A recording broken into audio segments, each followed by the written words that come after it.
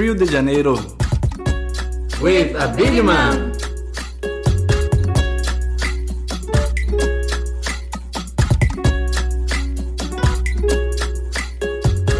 Hey everyone, welcome to Rio de Janeiro. This is Abid Imam, and I'm super excited to be delivering this episode to you because it's about languages. It's a really important area of life for all of us because it's more than just communication.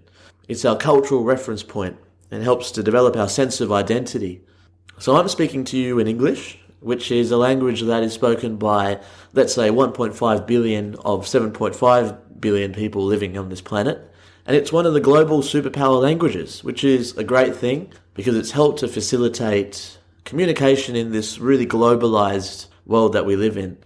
An interesting stat is that of the approximate 7,000 languages out there, I couldn't even believe there were 7,000 languages in itself, the top 15 account for half the language speakers in the world. The interesting bit is that there are 2,000 languages out there with less than 1,000 speakers. So these are critically endangered or vulnerable languages that need revitalisation and protection, preservation. Our own country, Australia, prior to European settlement, was considered a global hotbed for linguistics, with over 250 different types of languages spoken. Over time, that unfortunately has dwindled, and there are now said to be about 100 languages spoken in various forms by older generations. With that global and national context, I looked locally and I discovered the work of Sharon Gregory, a lady who is devoting her time to teach others and develop resources to revitalise the Noongar Indigenous language. This is spoken throughout the southwest region of Western Australia, covering a very vast geographical area. It was great to speak to her, and she shared information on the classes that she conducts, which anyone can attend, and her hopes and dreams to ensure the continual connection to culture for the Noongar people. So for you listening out there, if you do get the opportunity anywhere in the world, I'd highly recommend attending a class or more of a language that is potentially Indigenous or vulnerable, because this is the International Year of Indigenous Languages. So I really hope that you enjoy this conversation with Sharon Gregory, recorded at the Waalyalap Aboriginal Cultural Centre in Fremantle, Western Australia. Sharon Gregory, a very big welcome to you. I'm very excited to be able to speak to you today. It's here in Fremantle itself.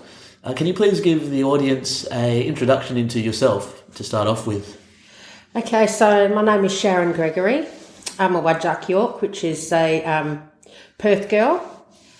My family are from Gingin area, but I've been brought up in Boorloo, Perth.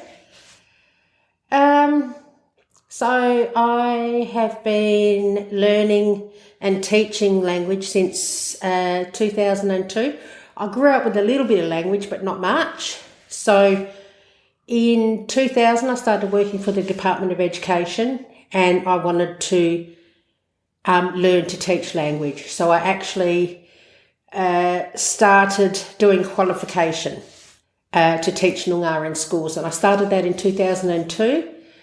And finished it in 2004 and the whole time teaching in school. So in 2005 I took on the whole school and was teaching language or Noongar language through that school.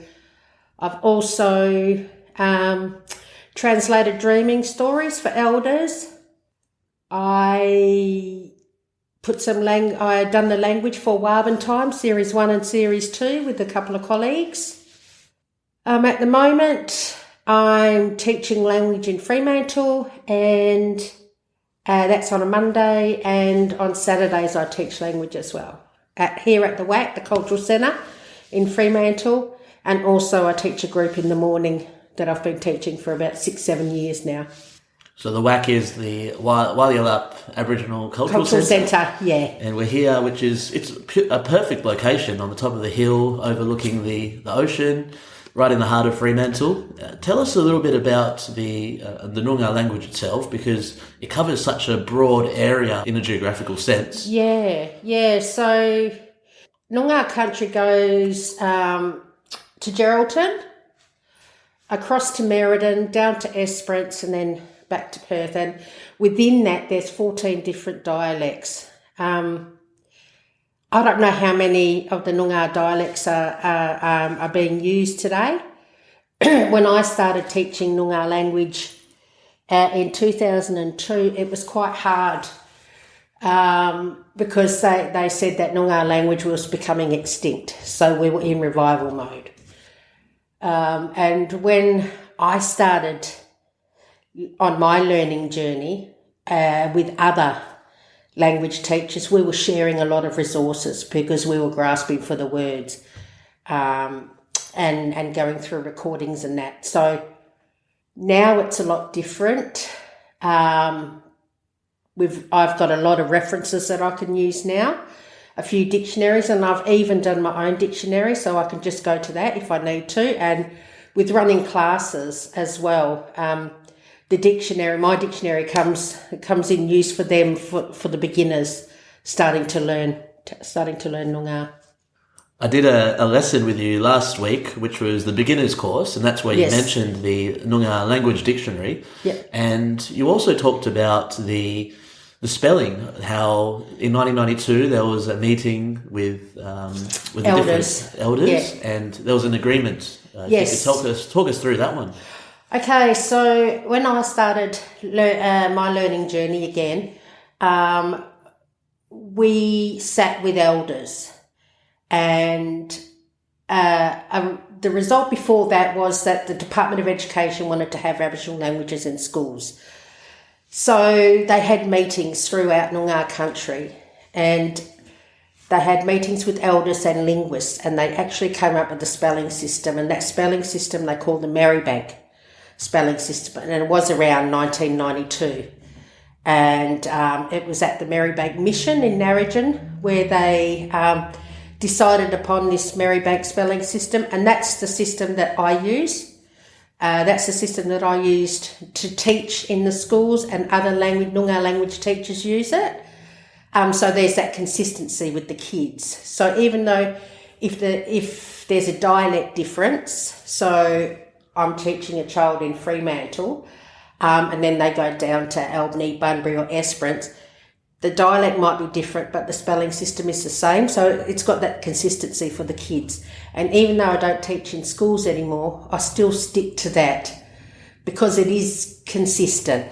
But that's not to say that any of the spelling in Noongar around the communities and that is wrong, because it's not. It's all correct. It just depends on who you're talking to, listening to, and what spelling system that they're using.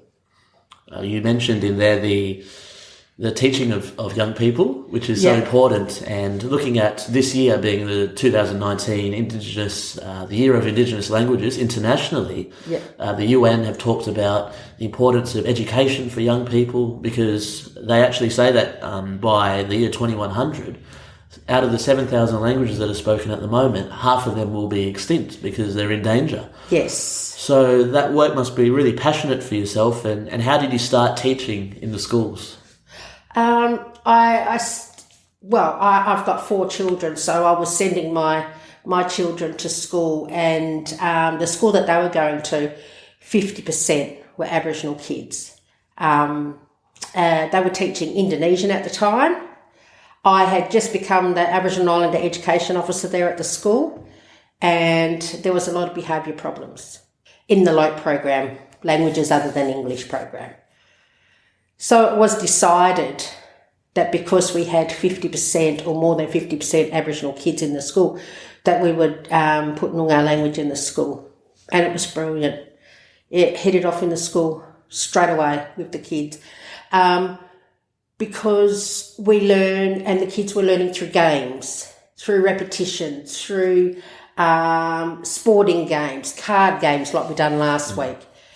So it went across really well with the kids. There was no behaviour problems at all. So that just started building momentum, and we taught that was through one school, and then we moved the school that I was teaching in actually amalgamated with 2 more schools, and those 2 schools one of those schools had Indonesian. So when I was teaching Noongar, I was teaching it on the side of Indonesian. the kids didn't like Indonesian. So we lost the Indonesian teacher, and Noongar was just across the whole school then. So from kindy to year 7, the kids were learning Noongar language. I remember being in school in South Headland up north. Yep. And we had the same choice. It was the local language, Nayangumada it was called, or Indonesian. I actually chose Indonesian because so many of my friends were the Indigenous students and they were teaching me the language anyway. Yeah. So it was quite funny.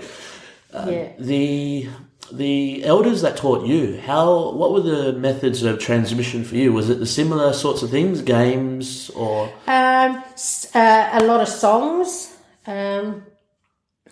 Also, when I was going through the language program, I had to learn the language myself with the support of the elders. So if I was saying something wrong, they would pick me up on it. We would go to network meetings where those language teachers, the elders, were there, and they would do a workshop. They would get up and they would talk, and they would sing a song and that, and we would have to try and translate and, to work out what it was. We would learn how to write songs. We would learn how to sing those songs. We would learn how to do card games and that. But majority of the time, we actually had to learn the language ourselves. But it was good to have those elders on the side picking us up or, helping us with the language, because some of it is quite hard to say. I mean, when you're thinking of English, you have to put that right out of your mind when you're learning language, because you've got different vowels and that. So yeah, it's quite hard, and the kids, I found teaching the kids that already had another language was easier. The work you do now is you're working with a lot of adults to teach. So I finished teaching with kids, teaching the students at schools in 2012. I moved on to a prison and I worked with the Aboriginal boys there, 18 to 28-year-olds. I worked with them and the staff, cultural awareness with the staff, identity with the boys. I call them boys, but they were 18 to 28-year-old men. But it was about working with them and connecting them to culture.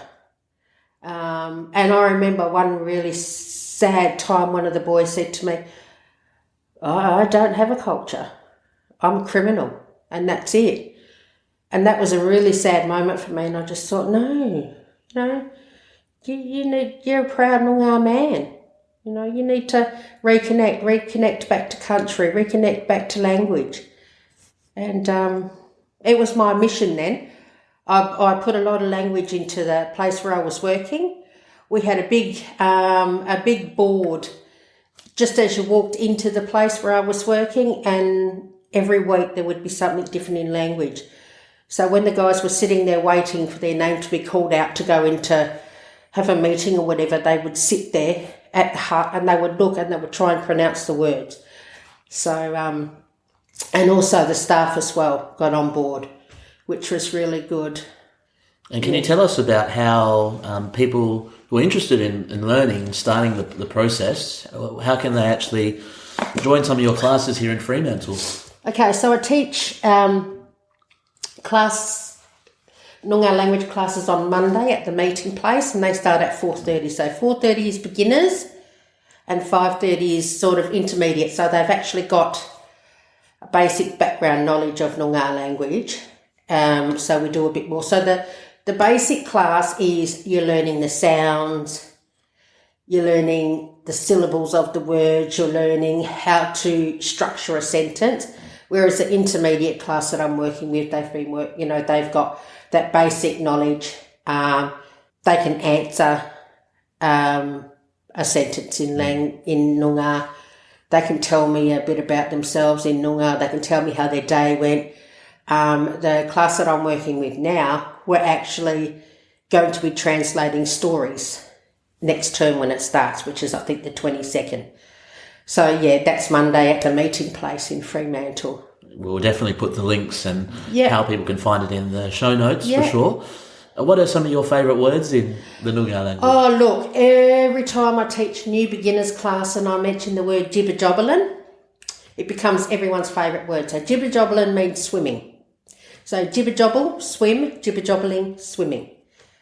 So when I ask them what they like to do, majority of them say jibber-jobbling. Another favourite word would be biddy-baba, which means tired. Wulla, which is a shout of praise.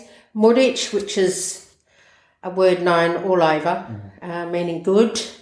So there's lots of words that people like. Kakarooking, dancing. Yeah, so... And the name of Fremantle is Waalyalap. Waalyalap, yeah. And then you've got Perth, which is Borloo, Rottnest, Wadjamup. So, yeah. It's so interesting, and it's so awesome to see place names maintain that heritage, which is so ancient. It's well, look at that word. That word when you're travelling down the freeway, Munjagordup. They reckon that the traffic's slow down there, so that they have a go at pronouncing that word, and they reckon it's really good because the traffic is slowing down to actually read that word. Wouldn't that be good if we had words like that all over the place so people would slow down? Yeah. True. Absolutely. Yeah, dual purpose there. And I'd love to hear from you the insights on teaching versus sharing of the knowledge. Okay. So what I say to my students, I have a lot of non-Aboriginal students that come into my classes, and which is awesome because it's about cultural awareness. It's about giving them knowledge, teaching them connections to country and how important language is for Aboriginal people because it was lost. Aboriginal people weren't allowed to speak their language. So it's really important that non-Aboriginal people know the importance of the connection. And what I say to my class is whatever you learn, I'm happy for you to go out and share. Share what you've learned. Share with everybody. Share with your friends what you've learned because it's about that connection and sharing with other people how important Noongar language is and how important it is for it to be revived and put out there in the community. And also it shows the importance for Aboriginal people of the Noongar language. And it's really sad sometimes when I see, a few years ago, I was teaching elders their own language. And when I used to finish that session, I used to go sit in my car and cry because I was teaching them language. And they should, if there wasn't the stolen generation, they would have been teaching me.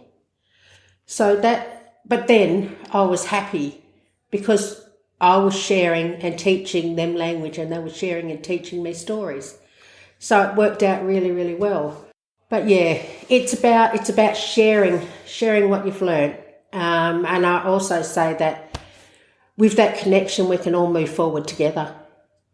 And you seem very optimistic about the future. Am I right? I am. Look, it's getting out there. It's, from when I started in 2002, it was just this little novel thing that people were getting into. Whereas now, look at the year of Indigenous languages.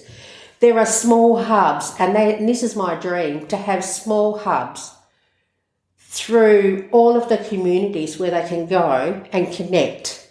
Aboriginal, non-Aboriginal, all cultures can go and connect and learn a language, learn the Noongar language. So that's my dream, to have that in the communities where people, if they choose to, go and connect.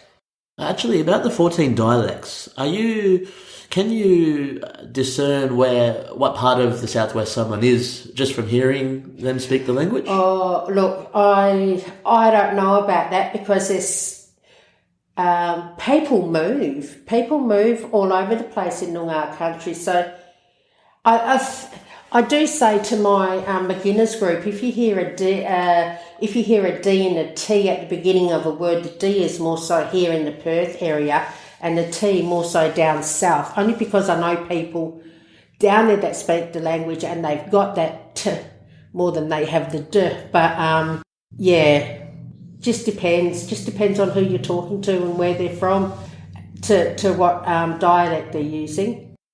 Is there any message you'd like to leave the audience with? Definitely we'll leave the show notes with the Noongar language dictionary so everyone can access that. But anything you'd like to say to finish off?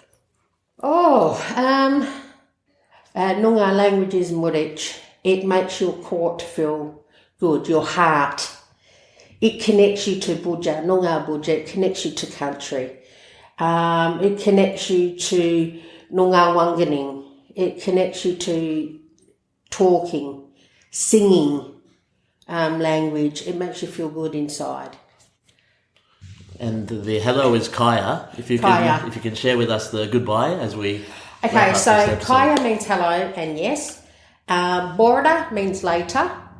But if you want to say talk later, you can say Borda Warren, which means talk later. So talking means Waangkaniny, but if you say Borda One or Borda One, it means talk later. Well, Sharon, Borda One.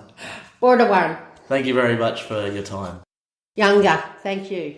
Hey everyone, wherever you are in the world, thanks heaps for listening to Frio de Janeiro. You can visit the show website abidimam.com, ABIDIMAM, for all of the show goodies. You can subscribe, leave a review. I appreciate it very much. And until the next episode, keep smiling, keep scoring.